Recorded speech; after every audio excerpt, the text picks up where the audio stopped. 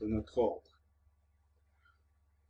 Cela n'est que la coquille extérieure, quand vous voyez que nous avons de beaux chevaux et des caparaçons riches, que nous mangeons et buvons bien et sommes magnifiquement vêtus. De cela, vous concluez que vous serez à l'aise avec nous, mais vous ne savez pas les rigoureuses maximes qui sont dans notre extérieur, dans notre intérieur, car c'est une question difficile pour vous, qui êtes votre propre maître, de devenir le serviteur d'un autre. Vous ne serez guère en mesure d'effectuer à l'avenir ce que vous souhaitez vous-même, car quand vous voudrez peut-être être de ce côté de la mer, vous serez envoyé de l'autre côté. Quand vous souhaiterez être à Acre, vous serez envoyé dans le district d'Antioche, à Tripoli ou en Arménie, ou vous serez envoyé dans les Pouilles, en Sicile ou à la Lombardie ou en Bourgogne, France, Angleterre ou tout autre pays où nous avons des maisons et des biens, où nous vous souhaitons de faire notre volonté. En outre, il dit, quand vous aurez envie de dormir, vous serez condamné à regarder. Quand vous voudrez regarder, alors vous serez condamné à aller au lit. Quand vous voudrez manger, vous serez alors ordonné de faire autre chose. Et comme nous et vous pourriez subir un grand inconvénient de ce que vous avez peut-être bien caché de nous, regardez ici sur les saints évangiles et la parole de Dieu et répondez la vérité aux questions que nous devons vous soumettre, car si vous mentez, vous serez parjuré et peut-être expulsé de l'ordre dont Dieu vous garde. Maintenant, toutes les questions précédentes étaient posées sur l'Écriture sainte. Si les réponses étaient prouvées acceptables, le récepteur continuait. Frères bien-aimés, prenez bien soin que vous avez dit la vérité à nous, car si vous avez parlé faux dans un point quelconque, vous pourriez être mis hors de l'ordre, duquel Dieu vous garde. Maintenant, mon frère bien-aimé, suivez strictement ce que nous allons vous dire. Promettez-vous à Dieu et à notre chère mère l'Église, et notre chère mère Marie, d'être toute votre vie obéissant au maître du temple et au prieur qui est fixé sur vous.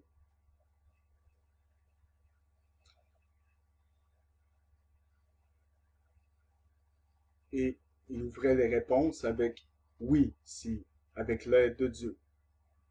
Encore une fois, on lui demande « Promettez-vous à Dieu et notre chère mère Marie de vivre chaste de votre corps toute votre vie ?» Et il répond « Oui, sire, avec l'aide de Dieu ». Et on lui demande encore « Promettez-vous à Dieu et notre chère mère Marie d'observer toute votre vie les mœurs louables et les coutumes de notre ordre, tant ceux qui sont déjà en usage et ceux que le maître et chevalier peuvent ajouter ?» Et il répond « Oui, sire, avec l'aide de Dieu ».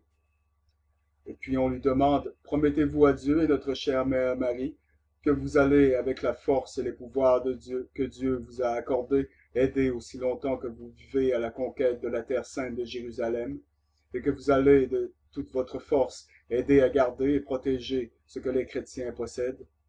Oui, sire, avec l'aide de Dieu. » Et on lui demande « Promettez-vous à Dieu et notre chère mère Marie de ne jamais prendre congé de cet ordre pour plus ou moins fort, pour le meilleur ou le pire, qu'avec la permission du maître ou du chapitre qui a le pouvoir? » Et il répond « Oui, sire, avec l'aide de Dieu. » Et puis on lui demande « Promettez-vous finalement à Dieu, notre chère mère Marie, de ne jamais être présent quand un chrétien est injustement et illégalement dépouillé de son héritage, et que vous n'allez jamais, par un plan ou par un acte, y prendre part? » Oui, sire, avec l'aide de Dieu.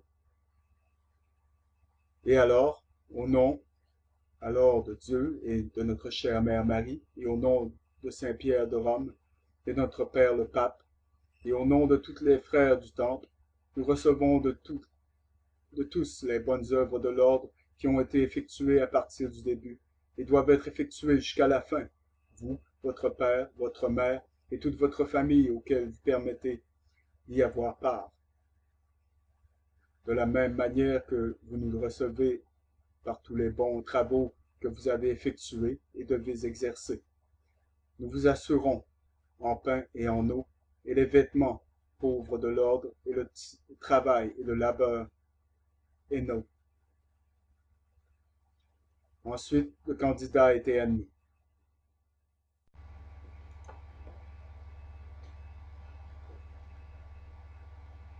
Avec une joyeuse célébration, le candidat était admis. Le manteau blanc avec sa croix rouge était placé par le maître par-dessus le cou du candidat et attaché fermement sur lui. L'aumônier récitait le 132e psaume et la prière du Saint-Esprit, et chaque frère répétait un pater noster. Alors le maître et l'aumônier embrassaient le nouvel arrivant sur la bouche. Comme il s'assisait devant le maître, celui-ci lui remettait un sermon sur ses fonctions. Les chevaliers étaient équipés plus légèrement que d'autres croisés, et étaient émis avec des boucliers, épées, lances et massifs. Il leur était attribué 3 chevaux chacun, pas un seul avec 2 chevaliers à cheval, mais 3 chevaux chacun, plus un écuyer, qui était soit un frère servant ou un laïc, peut-être un jeune d'une famille noble désireux de devenir un chevalier à son tour. Les chevaliers retraités étaient pris en charge par l'ordre, devenaient conseillers lors des réunions et étaient finalement enterrés dans des cercueils dans leur habit de templier, avec les jambes croisées. Beaucoup de pierres tombales des templiers montrent le chevalier avec ses pieds sur un chien, mais la plupart montrent les fémurs croisés et le crâne connu sous le nom Skull and Bones. Les mêmes Skull and Bones que la Russell Trust, la fraternité de la mort à Yale, et les mêmes Skull and Bones affichés sur le drapeau des pirates.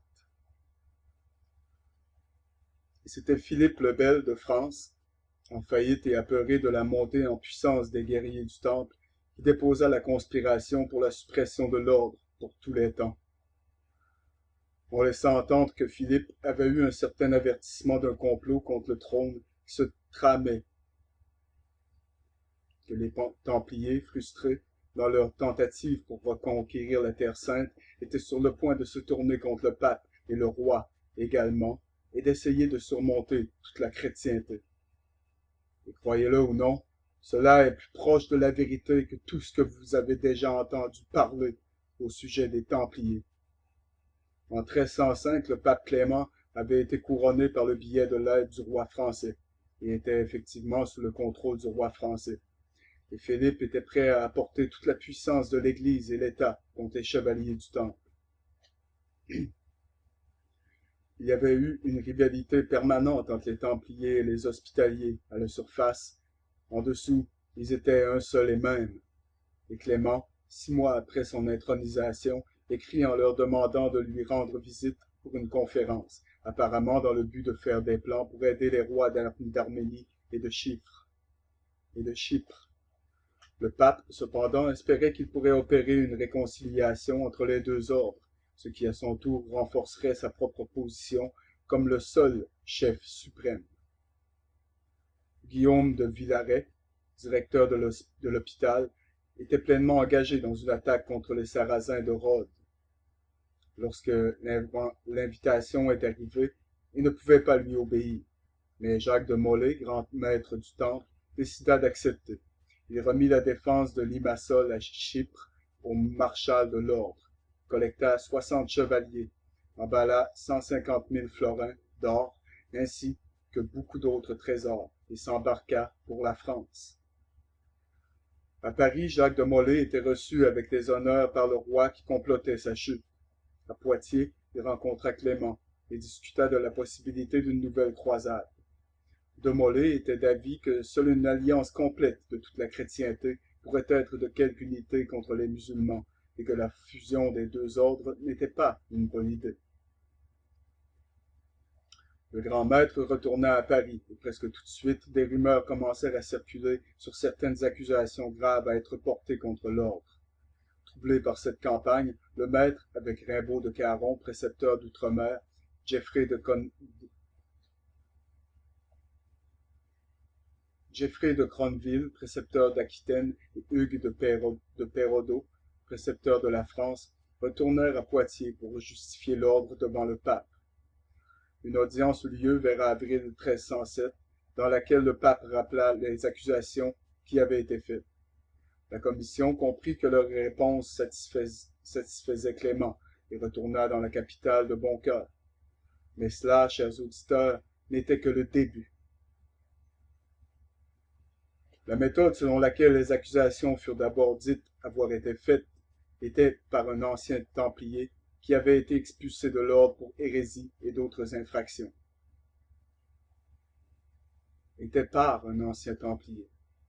Sosquin de Flexian se retrouva en prison avec un autre homme, un Florentin nommé Nophodei, et ils pensèrent ou furent informés qu'ils pouvaient obtenir leur libération et le pardon pour le crime dont ils étaient actuellement accusés, si seulement ils pouvaient témoigner contre l'ordre.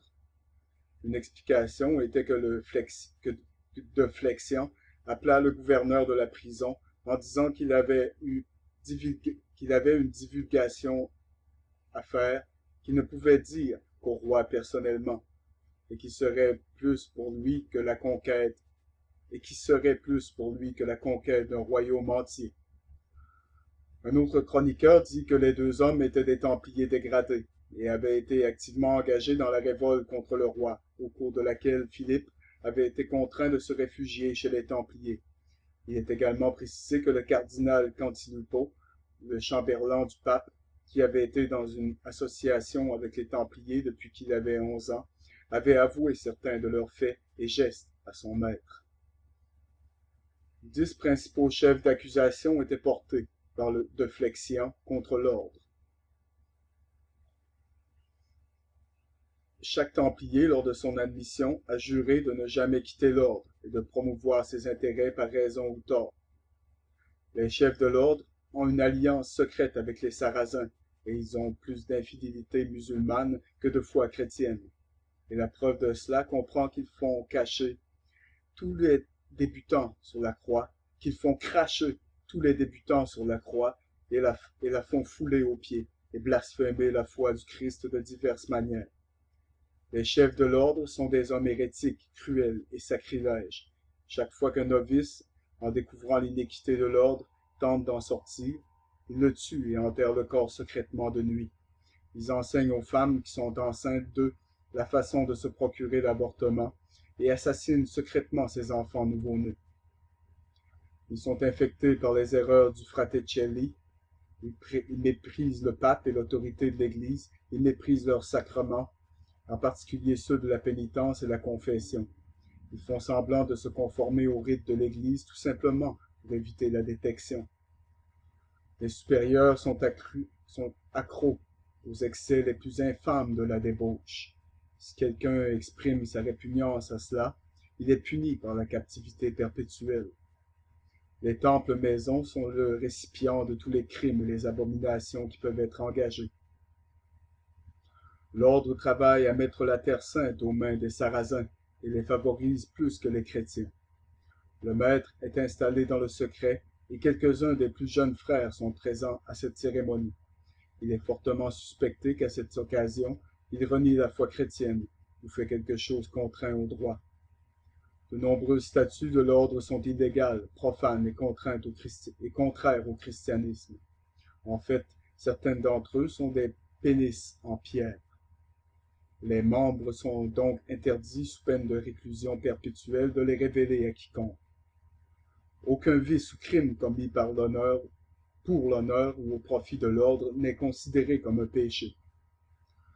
Maintenant, ces accusations furent complétées par d'autres qui étaient recueillis par le témoignage d'autres ennemis de l'ordre et incluaient des affirmations telles que l'utilisation de l'expression Ya Allah, ce qui signifie Oh Allah, et l'adoration d'une idole appelée la tête de Baphomet,